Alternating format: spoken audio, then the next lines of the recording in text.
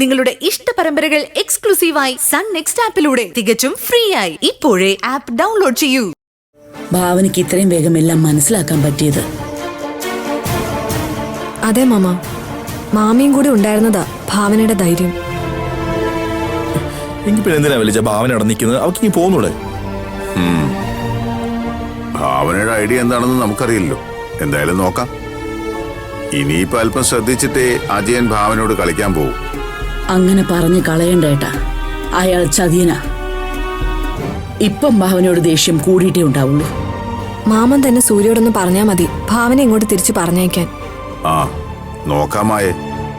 ഇപ്പോഴും മാനസയുടെ വയറ്റിൽ വളരുന്നത് മറ്റൊരാളുടെ കുഞ്ഞായിരിക്കുമെന്ന് സൂര്യൻ ഭാവനയും വിശ്വസിക്കുന്നില്ല.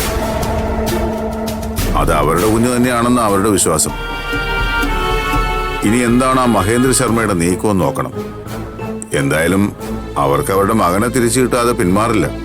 ഇനി അവര് ഭാവനയെ ഉപദ്രവിക്കോ? എന്നാ പിന്നെ ഞാൻ അവനെ കൊല്ലും. അങ്ങനൊന്നും വേണ്ടി വരില്ല സേതു, നമുക്ക് നോക്കാം.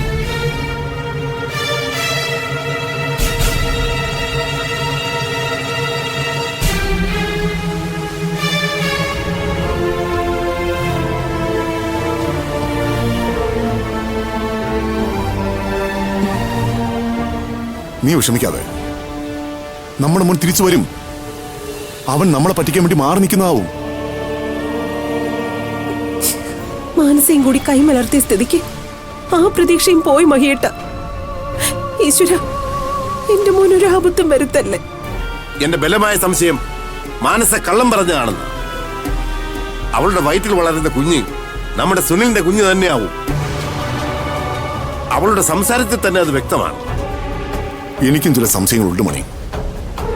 അവിവാഹിതയായ മാനസ പറഞ്ഞതൊക്കെ കള്ളവാ. സുനിലിന്റെ കുഞ്ഞു തന്നെ ആവണം അവളുടെ വയറ്റിലുള്ളത്.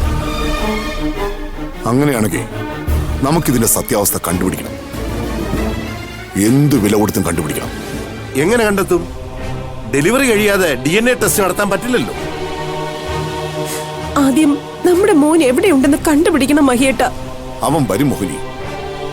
നമ്മളെ വിട്ട് അവൻ എങ്ങും പോവില്ല. നീ നോക്കിക്കോ. നമ്മളെ ഞെട്ടിച്ചുകൊണ്ടായിരിക്കും അവൻ മടങ്ങി വരുന്നത്. അതിനുള്ളിൽ മാനസെ കൊണ്ട് തന്നെ പറയിക്കണം അവളുടെ കുഞ്ഞിന്റെ അച്ഛൻ ആരാണ്.